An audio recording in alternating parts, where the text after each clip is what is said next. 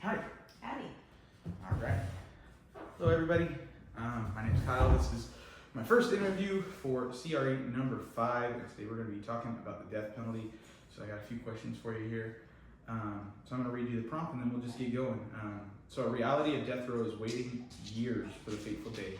On average, an individual can expect to wait up to 19 years before being executed, even for those who may have been wrongly convicted. If you were wrongly convicted, and it's up to you what the crime was that you committed, and set to be executed, what would you want people to know about your experience?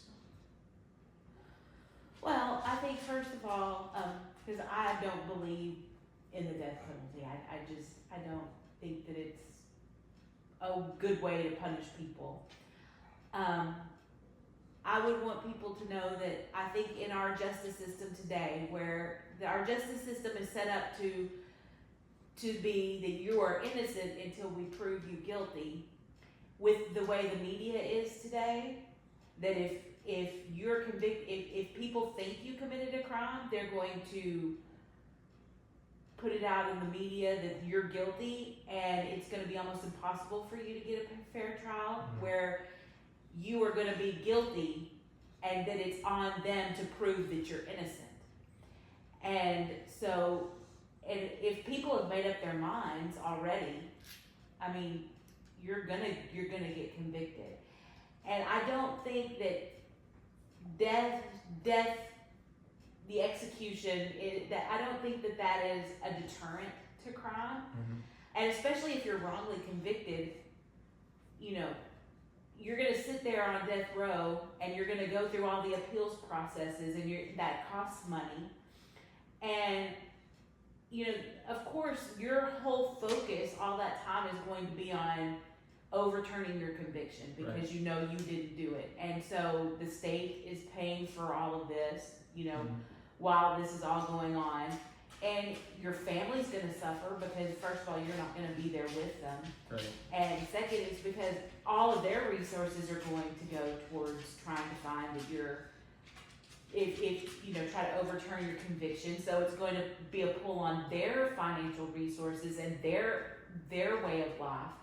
So even if you can say, look, I was wrongly accused, I'm gonna be in prison, I don't want this to impact your family, it is gonna impact your family. And it is gonna take everything away from them, so that they're not gonna be able to live the life that you would want them to live. Right.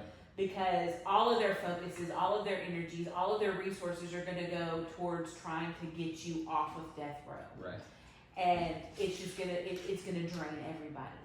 And in the end, if people really believe that you're guilty, you're gonna be found guilty.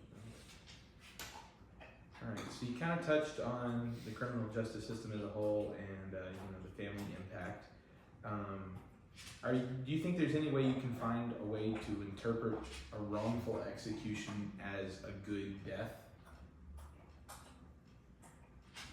I don't see that. I mean, I don't see how it could be a good death. I mean, you could say you're dying for your convictions, but in the end, are you really? Right. I mean, that's not what you set out to do.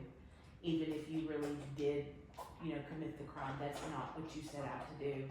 And you're not going to change anybody's opinion in the end. Right. So is it a good death? No. And if I'm wrongly convicted, it's the only thing that it's going to do is maybe it will make my family and my supporters do more activism in trying to overturn the death penalty and try to get rid of it. But in the end, it's not going to do much good. The final thing I got is there anything you might want other people to know about the death penalty that might have been able to change your hypothetical situation? Well, like I said, I feel the death penalty is wrong. I don't feel like that we should be playing God in that. I feel like life in prison is a much better, or is a much worse punishment than eventual death. We're all going to die. We don't know when it's going to be. And so, it kind of makes it easier on you that way, because you know when you're going to die. But I forgot what the question was. It was just is there anything you might want people to know about the death penalty that could have changed your situation? Is that we need, when you're talking about death penalty cases, we need to make absolutely sure beyond any shadow of a doubt that that person is guilty. If there's any shred that they didn't do it, or that any kind of doubt that could come in, any doubt, then they shouldn't get the death penalty. Because if we're going to, administer the death penalty to people, then we need to make sure that they are the ones that did it, and that we're not killing somebody who is innocent of the crime. And I feel like a lot of the time that's what happens. And so we need to go back to, if there's, reasonable doubt, if there's any reasonable doubt, then people are supposed to be found innocent. But that's not the way things are anymore. We have to come up with this, kind of do a whole production to make people believe that I'm innocent, rather than you should have to come up with a whole production to make people to show that I'm guilty. Right. And that's just not the way it is anymore. All right. Well, that's all I got for you today. I really appreciate your time and your responses. That's all I got. All right. Thank you. Thank you.